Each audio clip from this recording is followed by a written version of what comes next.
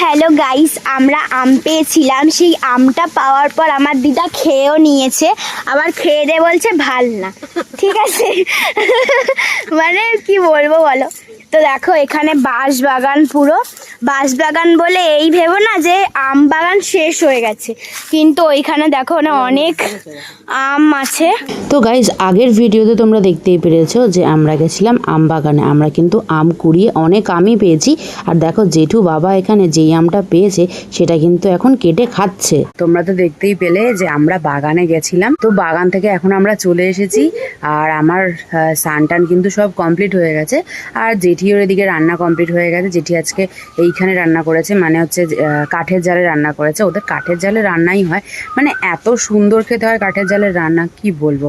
আর দেখো আমার হাতের মেহেন্দিটা খুব সুন্দর রং হয়েছে কিন্তু, না হাতের মেহেন্দিটা একদম ভালো হয়েছে রংটা।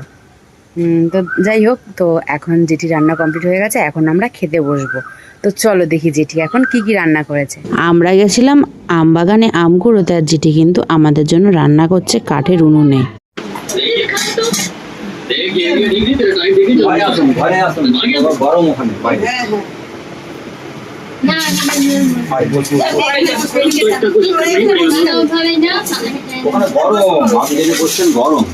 তো গাইস জেঠির কিন্তু রান্না বান্না কমপ্লিট হয়ে গেছে, আর জেঠি কিন্তু আমাদের খাবার দিয়ে দিচ্ছে। তো দেখো জেঠি আজকে রান্না করেছে ভাত, আর এখানে হচ্ছে মাছের ডিমের বড়া। এই মাছের ডিমের বড়া দিয়ে গরম গরম ভাত খেতে কিন্তু দারুণ লাগে। তো তারপরে জেঠি আমাদের দিয়ে দিয়েছিল মাছের কালিয়া। মাছের কালিয়াটা কিন্তু দারুণ হয়েছিল খেতে। তো মানে এত সুন্দর জেঠির হাতে রান্না, তোমাদের কি আর বলবো।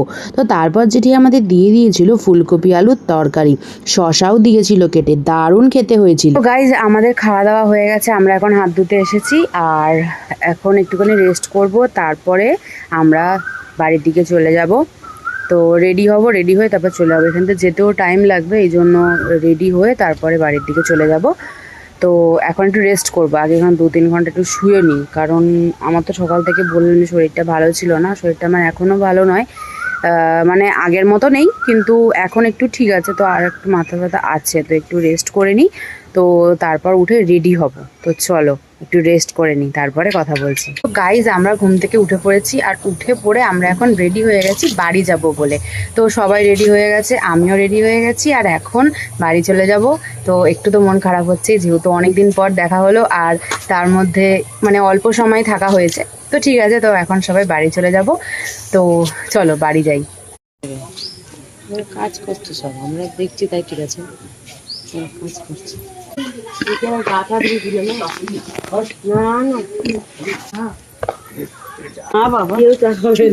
থোড়ের আংটি, থোড়ের আংটি। তো এখন আমরা যাবো হচ্ছে বাড়িতে।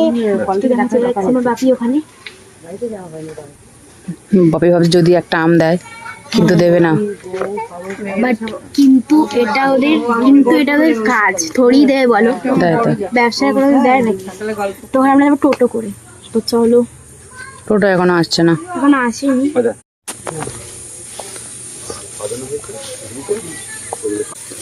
নিচে কার্বাইড দেওয়া হবে, হ্যাঁ দিয়ে কার্বাইড একটু চাপা দেওয়া হবে, হ্যাঁ। চাপা দিয়ে তার উপরে আম দেবে, আম দিয়ে আবার খবর কাগজটা ভালো করে মুড়ে দেবে। রাখার পর আমটা এরকম পেকে যায়। ও ভেতরে অনেক আম আছে। তো কত আম, এই কাঁচা আমগুলো সব এখন পাকানো হবে। এগুলো কি রে? কলা গাছ, তুই দেখ, আরে বাধা আছে, কিছু হবে না।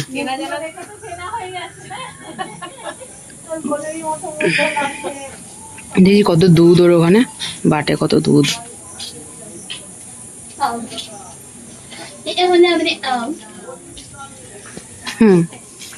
তারপর খুব সুন্দর। এই কত বড় ইয়েগুলো, থোর গুলো কত বড় বড়। এগুলো কলা গাছ? কলা গাছ। ও, তো এগুলো খাওয়া যায়?